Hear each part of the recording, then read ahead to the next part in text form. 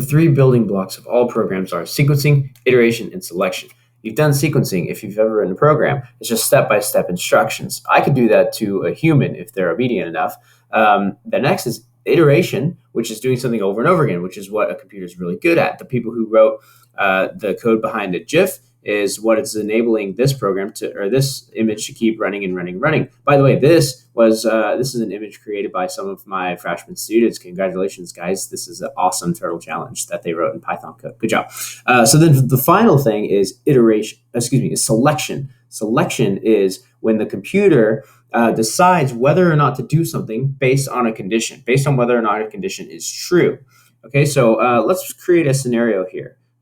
For free meals for every senior citizen, veteran, or child under 12. Let me move that down. Only on Mondays, though, so I'll get into the complicated details of that in a bit. So free meals for all these people, and then Sweet 16 gets a free dessert. So let's focus on if you are a child, if you're less than 12, then you get a free meal. Let's just pretend that that's the case right now. Okay, so in order to write this program that returns a free meal or provides a free meal on the point of sale system, if the age is low enough, I need to break down conditionals and get into what's called Booleans. Okay, so Boolean is a data type in Python. I could do type of true with a capital T, and that's bool. Type of false is also bool. So those are the only two values. Booleans only have two possible values, true or false. That's it. That's why they work so well, because there are lots of cases where you want to decide if something is definitely true or definitely not. Okay, so we can take those values, true and false, and store them into variables. And these now are Boolean variables.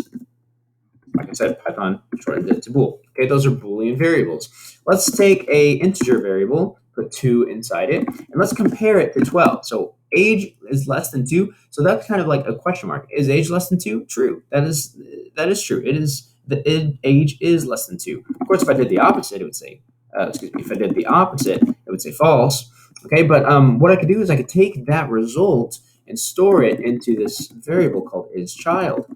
IsChild, age less than 12. Well, it didn't give me the answer, but if I type in isChild, that is true. So isChild is a Boolean variable that contains the value true, which was evaluated by this conditional, otherwise known as a expression, a Boolean expression, just like a math expression. And I'll show you that in a second. So type isChild is bool. Look, this should look very, very familiar. The structure of all this, really. So if I did later is age plus 3, this is a math expression. And this, you should know the data type of that. Oops. You should know the data type of that.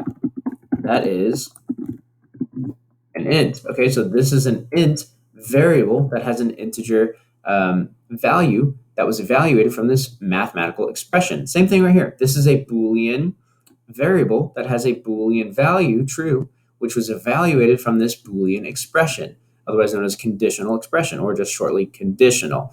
Down here, this is a math operator, plus, and you've also got minus, multiplication, all of those things. This is what we call a relational operator, because it's trying to figure out the relationship between those. Is this relationship this or not?